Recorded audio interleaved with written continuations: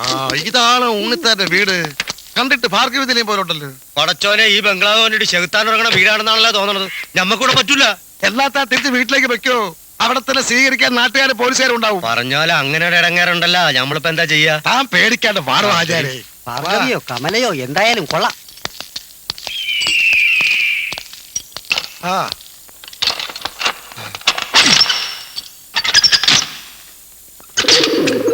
നല്ല വൃത്തിയുണ്ട്.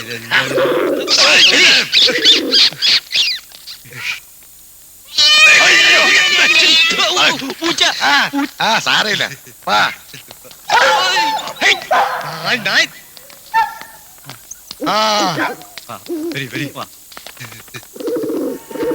കറിക്കോ. എന്ത് കുഴപ്പം?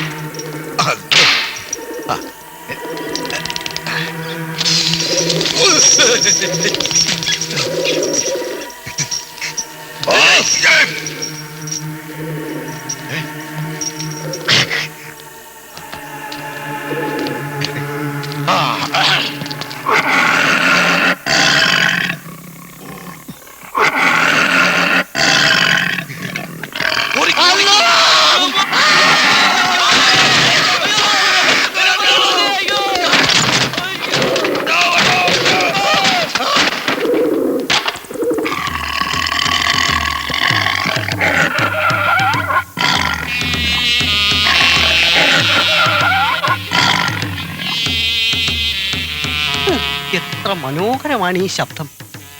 ഞാൻ ഇവിടെ ജനിച്ചിരുന്നുവെങ്കിൽ ആരാകുമായിരുന്നു? എന്താ ഒരു മണം? പൂച്ച പറ്റി കിടക്കുന്നു. വന്ന് കേറിയില്ല, അപ്പോഴത്തേക്കും തുടങ്ങി പേടിത്തൊണ്ടന്മാരുടെ ഒരു പേടി.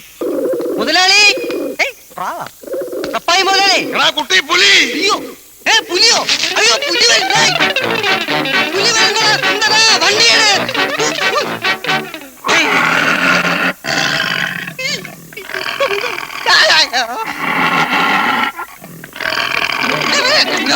പുലി പുലി വരുന്നു മുതലാളി. പുലി വരുന്ന പുറത്ത്.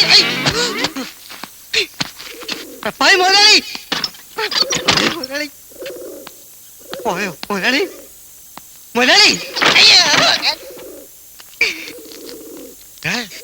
ഇതെന്താ കാഴ്ച ബംഗ്ലാവോ? എലി മുതൽ പുലി വരെ ഉണ്ടല്ലോ. ആ പുലി പോയോടാ?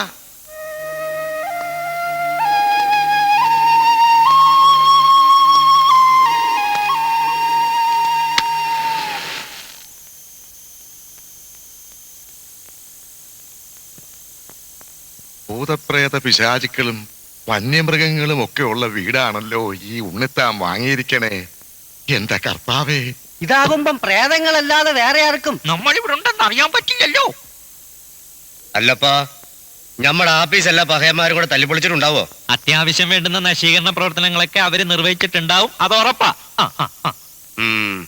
എന്തായാലും ആ നായിന്റെ മകൻ ഉണ്ണിത്താൻ ഞമ്മക്ക് അറബിയിൽ കത്തെഴുതിയത് നമ്മളെ ശതിക്കാനായിരുന്നു. ഇതിലെന്തോ ഉണ്ട് ആചാരേ. ഇല്ലെങ്കിൽ ഉണ്ണിത്താൻ ഇങ്ങനെ. ഈ കുഴപ്പത്തിനൊക്കെ കാരണം ഹാജിയാരാ. ആ കത്ത് ഇത്രയും ഉറക്കെ വായിച്ചതിന്. അതു കൊള്ളാം. വായിക്കാതെ വിമ്മിട്ടപ്പെട്ട് നിൽക്കുന്ന നമ്മളെ നിർബന്ധിച്ച് വായിപ്പിച്ചിട്ട് അതിപ്പോ നമ്മുടെ തലയിലാക്കിയ. എന്തായാലും കുഴപ്പമുണ്ടായിരുന്നു. എന്തിനാ വായിച്ച് നിർത്തിക്കൂടായിരുന്നോ? ആളുകളെ നിൽക്കുമ്പോ എങ്ങനെ നിർത്താനാ? നമ്മുടെ തലയെ കൊണ്ട് പോകില്ല അവര്. ഇപ്പോഴും ഈ തല ഉണ്ടായിട്ട് വലിയ കാര്യമൊന്നുമില്ല. നിർത്തണ നമുക്ക്. യവൻ ഒറ്റ ഒരുത്തല വിസ എന്നും പറഞ്ഞ നാട്ടുകാരെയൊക്കെ വിളിച്ചു കൂട്ടിയത്. ഇപ്പൊ കുറ്റം എല്ലാം കൂടെ എന്റെ തലയിലോട്ടായോ? പിന്നെ ആരാണോ ഞങ്ങളെ വിളിച്ചു കൂട്ടിയേ? അത്ര മാന്യമാണെങ്കിൽ ഇറങ്ങി അങ്ങോട്ട് ചെല്ല്.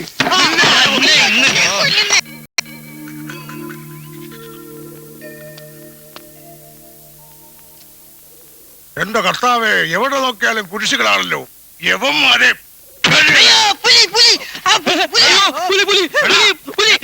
ഞാനാ തപ്പായി. വേഗം പോയി ഇന്നത്തെ പത്രം വാങ്ങി വേടാ.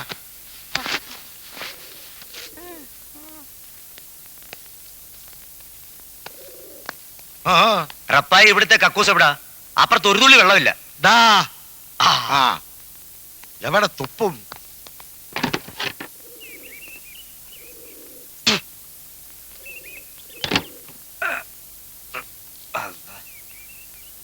ഇവിടെ വെള്ളമില്ലല്ലോ. എടോ, അത് വെസ്റ്റേൺ ടോയ്ലറ്റാ. അവർക്ക് വെള്ളം വേണ്ട, കടലാസ് മതി. കടലാസെങ്കിൽ കടലാസ്. പക്ഷേ ഇവിടെ ഒരു കുന്തവും കാണുന്നില്ല. കുന്തം കൊണ്ട് കാര്യമൊന്നും നടക്കില്ല. ഇതൊന്നും നോക്കാതാണോ താൻ ബാത്റൂമിൽ കയറുന്നത്? ഛേ. ഇതാ മുതലാളി പത്രം. ആ എടോ, തന്റെ ഭാഗ്യത്തിന് പേപ്പർ എത്തിയിട്ടുണ്ട്. എങ്ങനെയെങ്കിലും ഇതുകൊണ്ട് കാര്യം നടത്തിക്കോ. ആ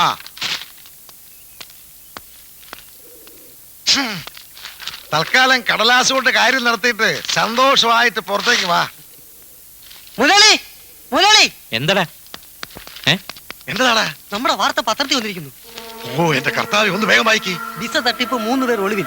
വിസ കൊടുക്കാമെന്ന് പറഞ്ഞ് പലരിൽ നിന്നായി ലക്ഷങ്ങൾ തട്ടിയെടുത്ത ദുബായ് ട്രാവൽസിന്റെ പാർട്ണർമാരായ കുന്നംകുളം റഫായി, കോയിക്കൽ ഉണ്ണിത്താൻ, വടക്കേടത്ത് മുഹമ്മദ് ഹാജി, മാനേജർ ശങ്കരൻകുട്ടി എന്നിവരെ ഇന്നലെ മുതൽ കാണാതായിരിക്കുന്നു. എന്റെ പടച്ചറപ്പേ, നമ്മൾ എന്താണ് ഈ കേൾക്കണത്? ഹാജിയരെ, ആരെ കൊന്നിട്ടാണെങ്കിലും അവന്മാരുടെ കാശ് തിരികെ കൊടുത്താൽ മതിയായിരുന്നു. നമ്മളല്ലോ ഓമാരെ കളിപ്പിച്ചത്. ആ കള്ള ഹിമാറല്ലേ? അത് പറഞ്ഞിട്ട് എന്ത് കാര്യം മുതലാളി? അവന്മാരെ കയ്യിൽ നിന്ന് നമ്മളല്ലേ കാശ് വാങ്ങിച്ചത്? പടച്ചോനെ, ഇനിയിപ്പോ നമ്മൾ എന്ത് ചെയ്യും? പത്രത്തിലും വന്ന സ്ഥിതിക്ക് നമ്മളെ പിടിയിട്ട പുള്ളിയെ പ്രഖ്യാപിക്കോ?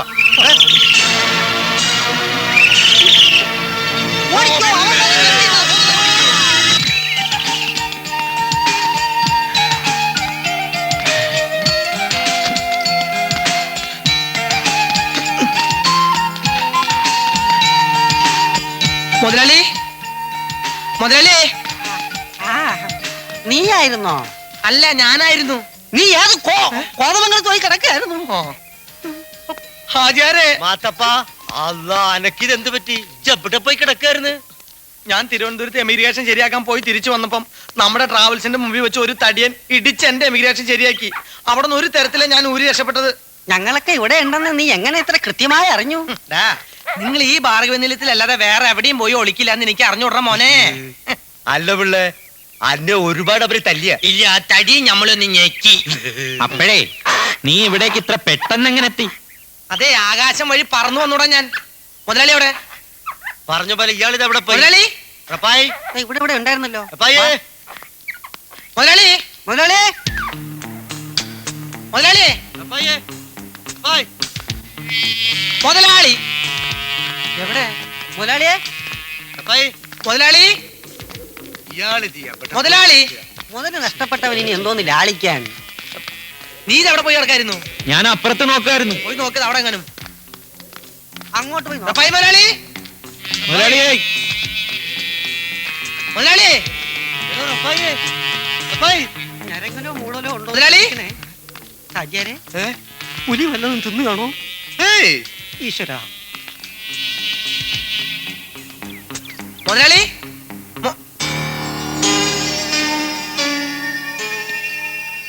പുലിയും പോലീസും നാട്ടുകാരും എൻ്റെ മിത്രങ്ങളായതിനാൽ ഞാൻ ഇവിടം വിടുന്നു.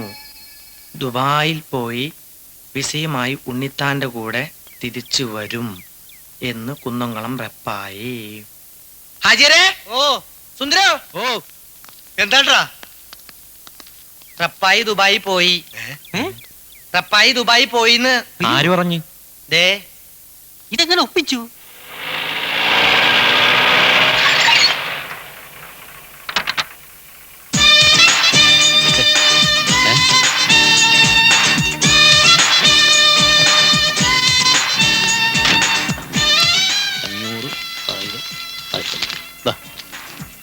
സാർ, ബാലൻസ് പൈസ. സോറി, ബാലൻസ് ഞാൻ വാങ്ങാറില്ല. Keep it. എത്ര നാളത്തേക്കാണോ?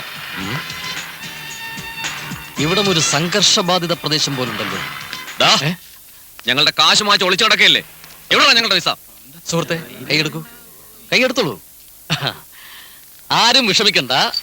എല്ലാവർക്കുമുള്ള വിസയും കൊണ്ടാ ഞാനിപ്പോ വന്നിട്ടുള്ളത്. ഈ പെട്ടി ഇത് ഞാനിപ്പോ തുറക്കില്ല. അത് വേഗം തന്നൂടെ? ഒരു വിസ എന്ന് വെച്ചാൽ എന്താ നിങ്ങൾ വിചാരിച്ചിരിക്കുന്നത്? പെട്ടെന്ന് ചോദിച്ചാൽ ഉടനെ എടുത്തു തരാൻ വിസ എന്താ? വില ഇടിഞ്ഞുകൊണ്ടിരിക്കുന്ന ഇന്ത്യൻ കറൻസിയോ മറ്റോ ആണോ? ഇന്ത്യയെ പോലൊരു ജനാധിപത്യ രാഷ്ട്രത്തിലേക്കല്ല നിങ്ങൾ ആരും പോകുന്നത്. എണ്ണ വിറ്റ് സമ്പന്നമായ മുതലാളിത്ത രാഷ്ട്രങ്ങളിലേക്കാണ് നിങ്ങളെല്ലാം ഞാൻ കയറ്റി അയക്കാൻ പോകുന്നത്. അവിടുത്തെ വിസ കിട്ടാൻ ഇത്തിരി ബുദ്ധിമുട്ടുണ്ട്. നിങ്ങൾക്കറിയോ, എംബസികൾ മുഴുവൻ നിങ്ങളുടെ വിസയ്ക്ക് വേണ്ടി ഞാൻ കയറി ഇറങ്ങുകയായിരുന്നു. ആ ശ്രമത്തിന്റെ ഫലമായാണ് ഷാർജ ഷെയ്ഖ് അൽസുൽ മുൽദാസ് ബിൽദാന്റെ ആ കത്ത് രജിസ്റ്റേർഡ് പാഴ്സലായിട്ട് ഞാൻ എന്റെ ഈ ഓഫീസിലേക്ക് അയപ്പിച്ചത്. അറിയോ? ഞാനോ? അറബിക്കത്തില്. അതെന്റെ കത്തല്ല സുഹൃത്തെ, ഷാർജ ഷെയ്ഖിന്റെ കത്ത്. വിസ മാഫി, ഫുല്ലൂസ് മാഫി, മാഫി മസൂദ്, മഹത് മസൂദ്, വിസ മസൂദ്. എന്നോ ചെണ്ട വിസ ഇടപാടിൽ ഇങ്ങനെ സമൂഹത്തിന്റെ പീഡനം ഏൽക്കാൻ യോഗമുണ്ടെന്ന്.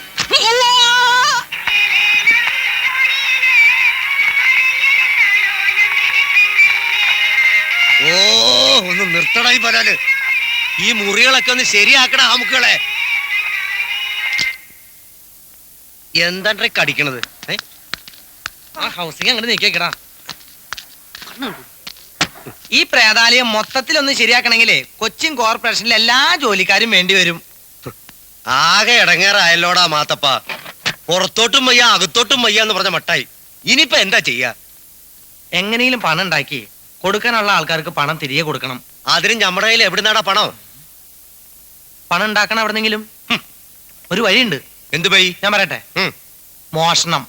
ആ ഒന്ന് പോടാ അവിടുന്ന്. നടക്കണ കാര്യം എന്തെങ്കിലും പറ. നടക്കണ കാര്യമാണെങ്കിലേ ഞാനൊരു കാര്യം പറയാം. എന്തേ? ദിവസം രാവിലെ ഒരു 5 കിലോമീറ്റർ വെച്ച് നടന്നാ മതി. എന്താണ് നമ്മൾ പറഞ്ഞത്? എടാ, ആ